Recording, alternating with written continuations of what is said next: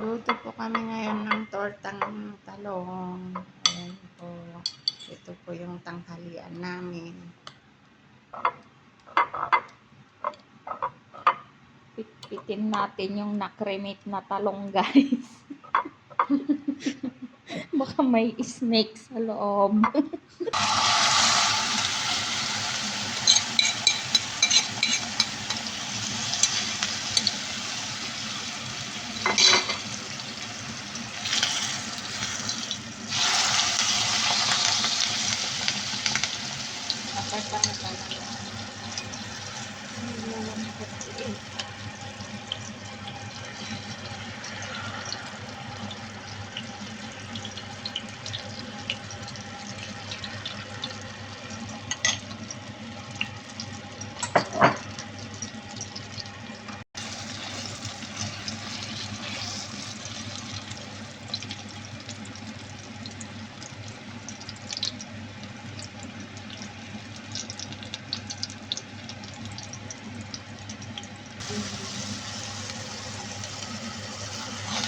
Masarap yung ulam, guys. At ganito, masarap yung ulam.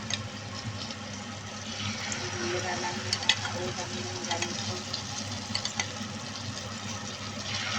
Pag walang amo, makakaihaw kami ng talong.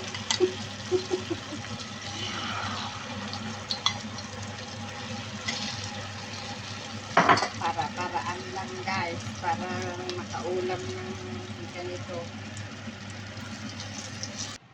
Yan, guys, tapos na kaming magluto. Kain po tayo.